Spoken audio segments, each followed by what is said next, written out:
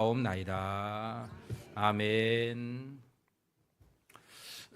예수님을 믿기로 결심한 후 우리가 살아가는 삶을 가리켜 통상 신앙생활이라 이렇게 부릅니다. 그러니까 지금까지 예수님 믿기 전에는 내 생각대로 살았고요, 내 뜻대로 살고 내 마음대로 살았다는 거예요. 그런데 예수 믿고 나서의 삶은 내 마음대로 내 뜻대로 되는 대로 살지 않았어요. 살지 아니하고 우리의 삶은 하나님의 말씀대로 예수님의 뜻대로 하나님이 기뻐하시는 삶으로 바뀌게 되는 거죠. 그러니까 중심이 바뀐 겁니다. 내 마음대로 내 뜻대로 살다가 하나님 마음에 하나님의 뜻대로 살아가는 삶으로 바뀐 것. 그래서 그 생활을 우리는 신앙생활 이렇게 불러요. 그래서 완전히 생활이 다른 겁니다. 이전 생활과 지금 생활은 완전히 다릅니다. 운전사가 바뀐 거예요. 그전에는 나였다가 이제는 하나님 중심, 예수님 중심이 된 거니까 여러분들의 삶은 완전히 바뀐 것이죠. 그래서 우리가 이 생활을 믿음 생활, 신앙 생활 이렇게 부릅니다.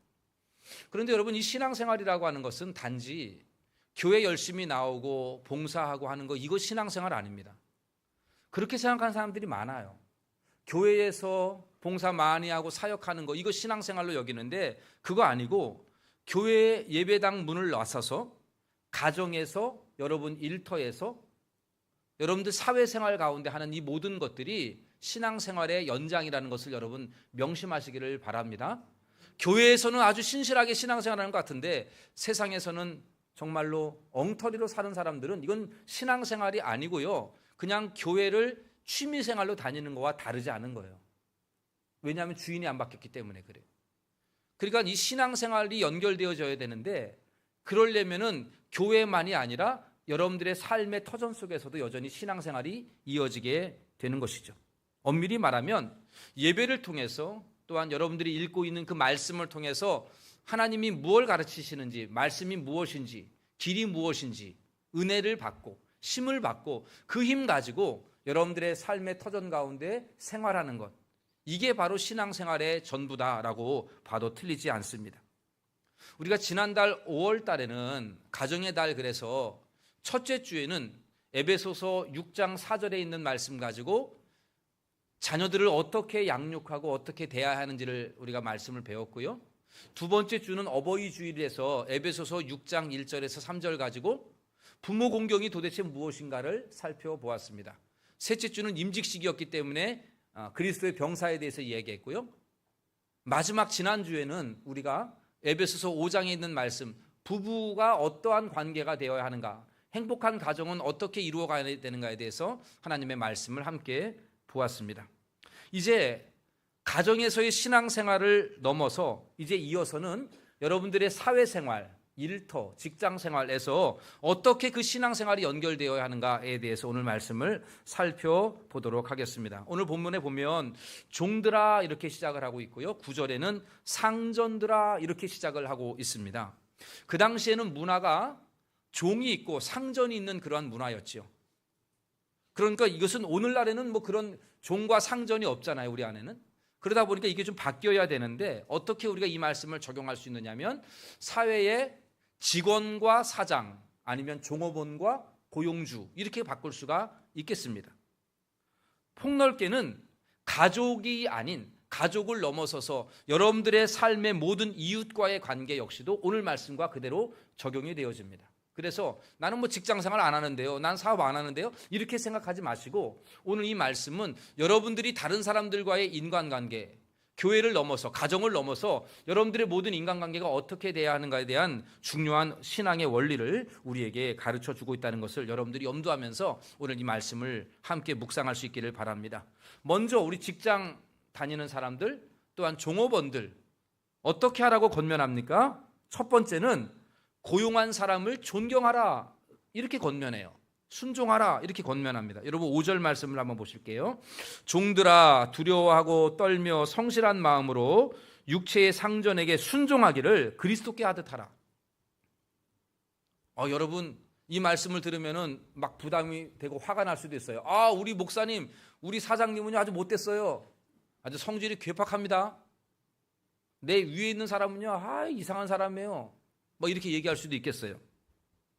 그런데 여러분, 베드로 전서에 보면 베드로 사도가 이렇게 말씀을 합니다. 베드로 전서 2장 8절 18절 함께 같이 한번 읽어볼까요? 사환들아 범사에 두려움으로 주인들에게 순종하되. 여기까지는 비슷하죠. 그 다음에 계속 봅시다. 선하고 관용하는 자들에게만이 아니라 또한 까다로운 자들에게도 그리하래요. 까다롭다라고 하는 건 뭐예요?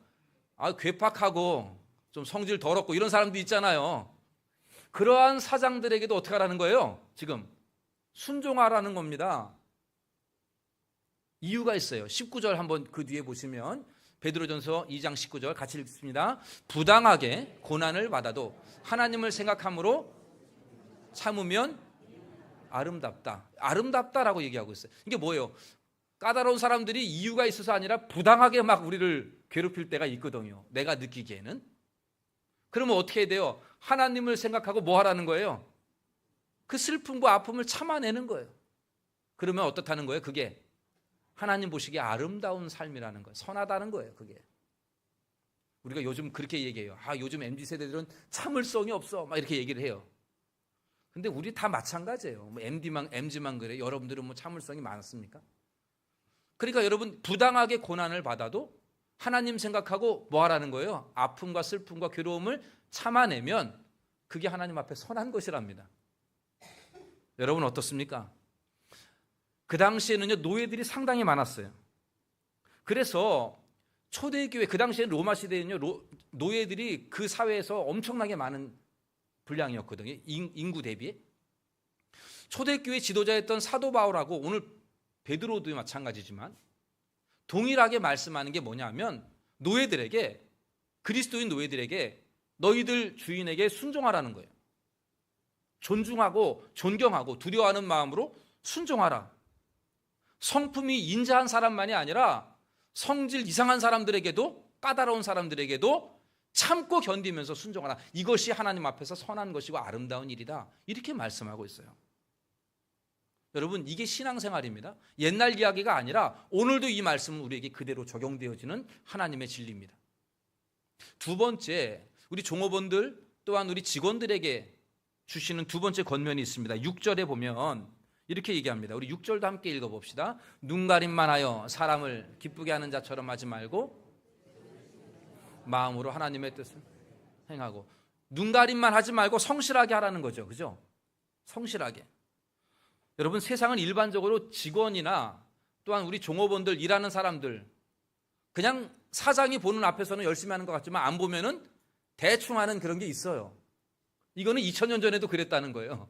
지금도 마찬가지. 그래서 바울은 신앙인들은 그러지 말라는 거예요. 세상 사람들은 그래도 신앙인 종들은 그러면 안 된다는 거예요. 눈가림하지 말고 사람 기쁘게 하지 말고 하나님 기쁘게 한다는 마음으로 성실하게 하라는 거예요. 사람들 눈 앞에서만 하려고 하지 말고 그렇게 성실하게 일하라고 그렇게 권면하고 있어요.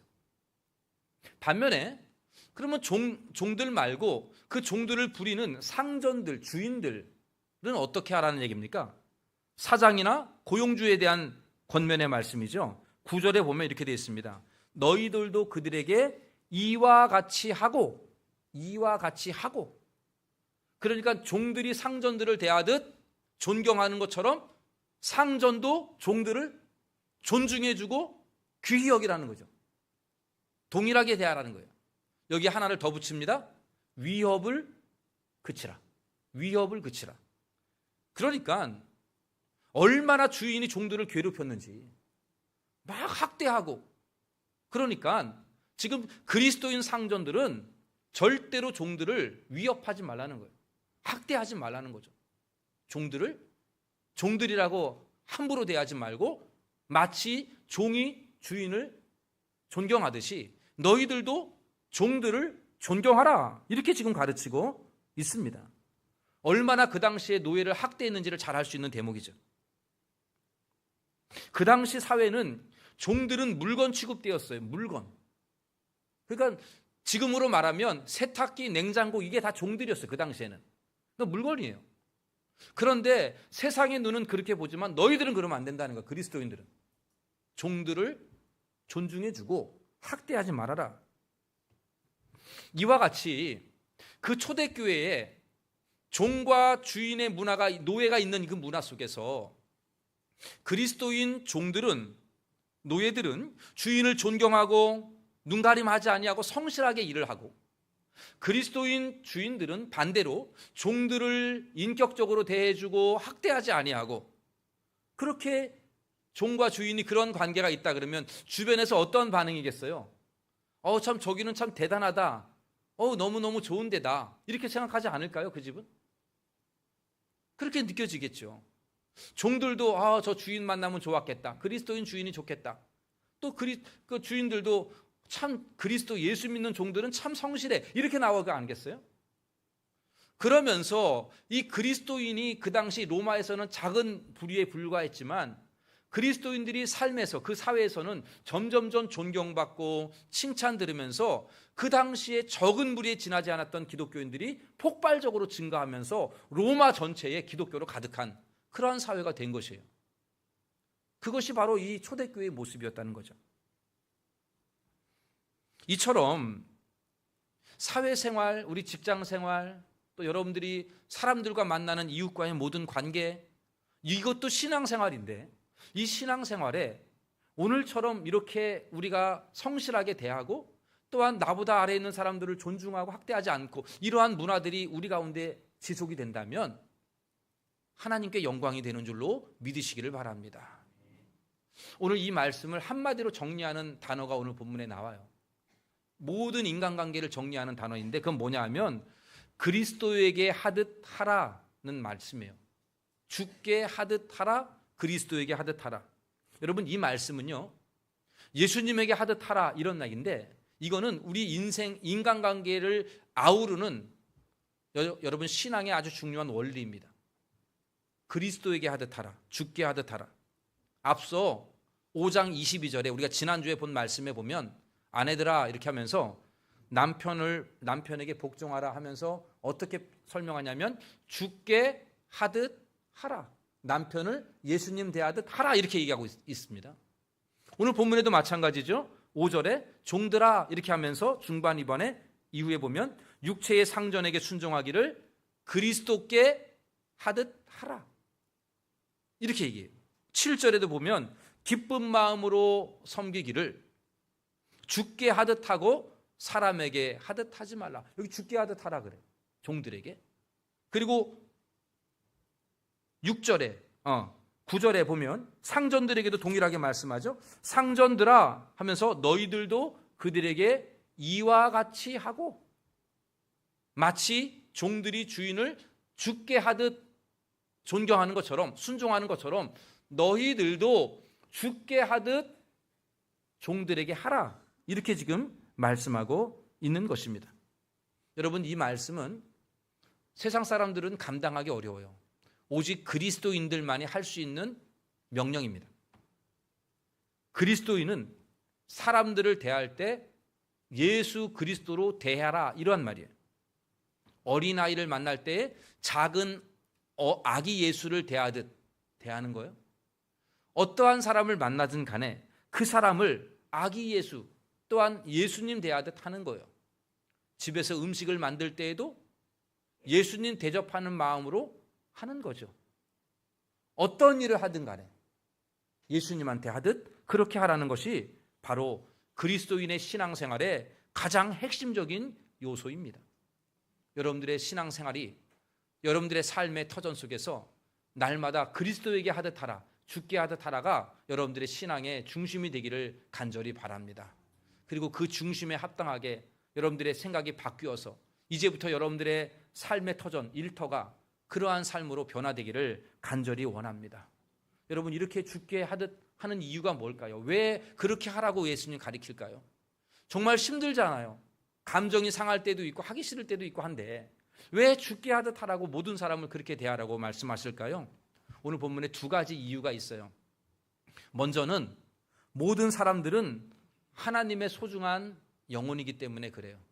하나님이 주인이기 때문에 그렇습니다. 여러분 9절에 보시면 상전들아 너희도 그들에게 이와 같이 하고 위협을 그치라. 이는 그들과 너희의 상전이 하늘에 계시고 그에게는 사람을 외모로 취하는 일이 없는 줄 너희가 알미라. 종들이나 너희들 상전들이나 다 주인이 있다는 겁니다. 누구라는 거예요? 그 주인은 하나님이다. 이 얘기 무슨 얘기냐면 하나님이 창조하셨고 우리는 피조물이라는 거예요. 우리는 다 주인이에요. 나만이 아니라 다른 사람들도 하나님이 창조하신 고귀한 영혼이라는 겁니다. 고귀하게 여겨야 돼요. 그리고 우리 하나님은 외모로 사람을 취하지 않는다 그랬어요. 이 말은 사람을 차별하지 않는다 이래요. 그런 것처럼 우리가 다른 사람들을 차별해서는 안 되는 것입니다. 함부로 대해서는 안 되고 그 사람의 인격을 존중해 줘야 되고 사회적인 위치가 낮은 사람이라고 별 볼일 않는 사람으로 눈에 보일지라도 그 사람이 하나님의 사람임을 알고 우리 하나님은 외모로 사람 안 취하는 걸 알고 우리도 그렇게 차별해서는 안 된다라고 말씀하고 있습니다. 여러분 이 세상에 얼마나 차별이 심해요. 여러분들도 다 등급으로 나누고 있어요. 은행에 가도요. 여러분들 다 등급이 있어요. 그래서 여러분들 은행 가면은 번호표 뽑으세요. 아마 이렇게 나올 거예요. 근데 우리 중에 있는지 모르겠지만 은행에 가면은 아이고 오셨습니까 하면서 시원한 방으로 안내하여서 차 대접하시는 분들 계셔요. 왜 그래요? 은행에 돈을 많이 내면 그 은행은 그렇게 여겨요. 우리 같은 사람은 번호표 뽑으라 그러고요. 이게 여러분 차별이잖아요. 차별. 근데 우리 하나님은 차별하지 않는다는 거예요. 외모로 취하지 않는다는 거예요. 그러니까 우리가 모든 사람들을 존중하고 그 사람을 외모로 취하지 말고 차별하지 말고 예수님 대하듯 하라 이렇게 말씀하고 있는 것이죠. 왜요? 하나님은 여러분들을 차별하지 않았잖아요. 사실 저와 여러분들은 우리 주님이 차별하신다 그러면 별 볼 일 없는 사람들 아닙니까? 우리가 무슨 대단한 사람입니까? 하나님 보시기에. 그럼에도 불구하고 하나님이 우리를 사랑하시고 자기 아들을 죽이시고 우리를 천국으로 인도하셨잖아요. 차별하지 아니하고 저와 여러분들을 동일하게 사랑하지 않습니까? 하나님이 나를 차별하지 않는데 내가 누구를 감히 차별할 수 있어요? 하나님의 사람을 차별할 수는 없는 거죠. 모두에게 우리 예수님 대하듯 하라는 이유가 바로 여기에 있습니다. 두 번째, 죽게 하듯 하라라고 하시는 말씀의 이유는 상을 받기 때문에 그래요. 그렇게 살아가는 사람들에게 상이 있기 때문에 그렇습니다. 여러분 8절 말씀 제가 읽어볼게요. 이는 각 사람이 무슨 선을 행하든지 종이나 자유인이나 주께로부터 그대로 받을 줄 알미라. 뭘 그대로 받아요? 선을 행하면 하나님이 그대로 갚아주신다 이러한 뜻입니다. 다른 사람을 예수님 대하듯 하면 주님이 나를 그렇게 대해주시고 그 사람을 위하여 내가 선을 행하면 하나님이 나에게 상으로 갚아주신다는 얘기예요. 여러분 마태복음 16장 28절에 이렇게 말씀하십니다. 인자가 아버지의 영광으로 그 천사들과 함께 오리니 그때에 각 사람이 행한 대로 갚으리라. 각 사람이 어떻게 행한 대로 하나님 갚아주시겠다, 예수님 갚으시겠다 말씀합니다. 고린도후서 5장 10절에는 이렇게 말씀해요.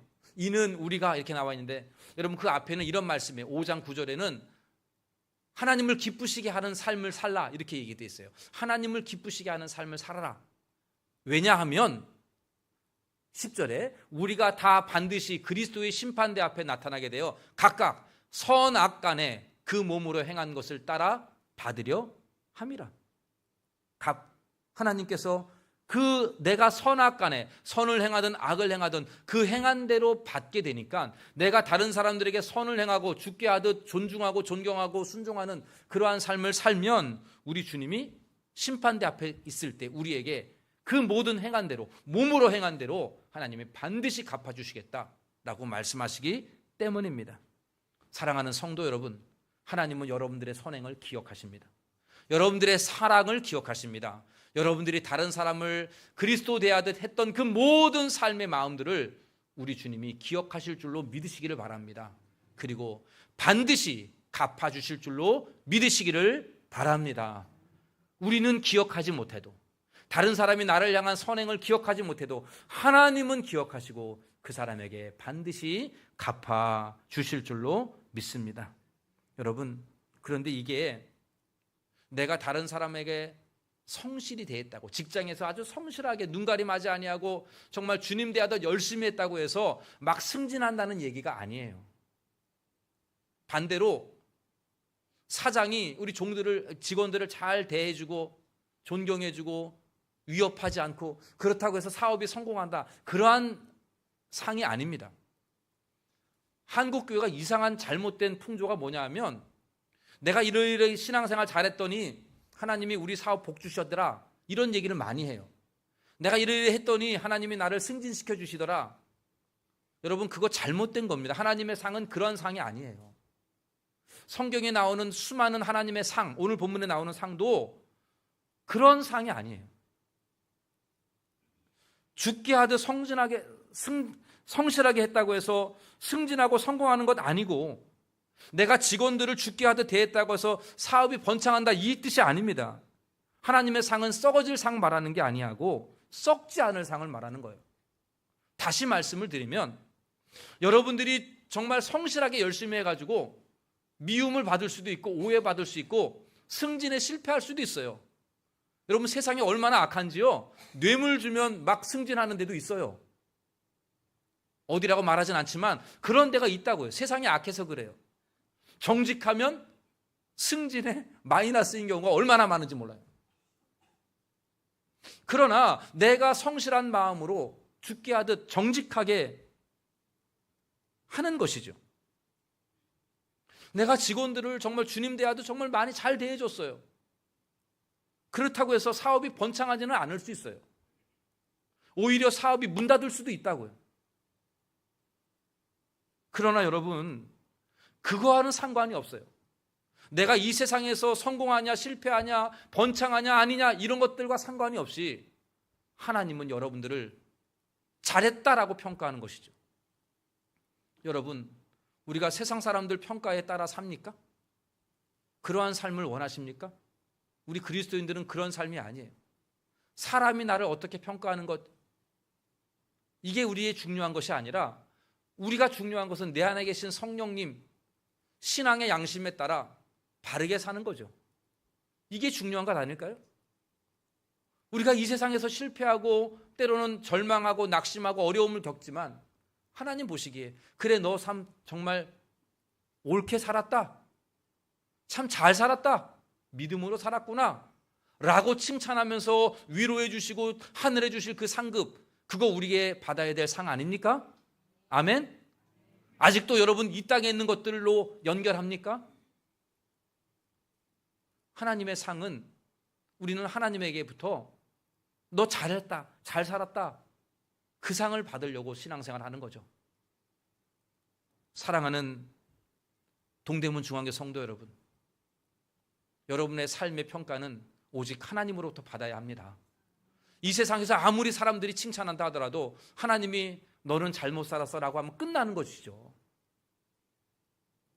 우리 모두가 하나님으로부터 받은 상을 바라보면서 신앙생활할 수 있게 되기를 간절히 원합니다. 말씀을 정리합니다. 이제 여러분 예배 마치고 여러분 가정으로 돌아가고 이제 일터로 돌아가게 될 거예요. 많은 사람들을 만납니다. 사회생활 속에서 수많은 사람 만나요. 그리스도인들은 성실해야 합니다. 세상은 그러지 않아요. 세상은 그러지 않아도 우리는 성실해야 돼요. 눈가림만 하는 사람들 되어서는 안 됩니다. 그리스도인은 사람들을 존중해 줘야 합니다. 그리스도인은 사람을 위협해서는 안 됩니다. 차별해서는 안 됩니다. 매사에 만나는 사람들을 예수님 대하듯 하는 삶을 살아나가시기를 간절히 바랍니다. 우리 성령님께서 우리의 여러분들의 생각들을 다 지켜주셔서 이 생각이 사라지지 않도록, 저는 걱정이 돼요. 예배당 문 밖으로 나서면 다 까먹고 어제처럼 그대로 하는 것 그대로 할까 봐. 그게 아니고 그 주님이 여러분들의 생각을 지켜줘서 그래, 만나는 사람 예수님 대하듯 해야지, 내게 주어진 일 성실하게 해야지, 다른 사람을 차별하지 말고 존중이 돼야지, 이러한 마음으로 여러분들의 삶이 이어지기를 간절히 바랍니다. 그래서 세상 사람들이 뭐라 하든 세상의 평가가 어떠하든 상관이 없이 우리 하나님으로부터 잘했다, 믿음으로 살았다, 의로운 삶을 살았구나, 역시 너는 내 자녀다, 이러한 칭찬 듣고 여러분들이 행한 모든 선한 행한대로 우리 하나님이 다 잊지 아니하고 갚아주시는 놀라운 복된 삶이 다 되시기를 예수님의 이름으로 간절히 축원합니다. 기도하겠습니다. 하나님 아버지, 우리가 교회 안에서만 신앙생활이 아니라 우리의 삶의 터전 속에서도 신앙생활이 이어져야 함을 오늘 말씀을 통하여 깨닫게 하여 주시면 감사합니다. 주님, 우리가 이중인격과 같은 삶을 살지 않게 하시고 이 세상의 풍조에 따라 살지 아니하며 그리스도인답게 살게 하여 주시옵소서. 물질 따라가거나 세상 쾌락과 성공 따라가지 아니하고 우리 주님 말씀 따라가며 예수님 뜻대로 하나님 기뻐하시는 삶을 살아가는 참된 신앙생활들이 우리의 삶의 터전 속에서도 이어지게 하여 주시옵소서. 많은 사람들을 만나게 되는데 주님 우리의 생각을 붙잡아 주시어서 매사에 성실하게 하시고 사람을 존중하며 존경하며 죽게 하듯 하는 그러한 삶으로 하나님 앞에 영광 돌리는 우리 동대문 중앙교회가 되게 하여 주시옵소서. 모든 말씀 예수님의 이름으로 기도하옵나이다. 아멘.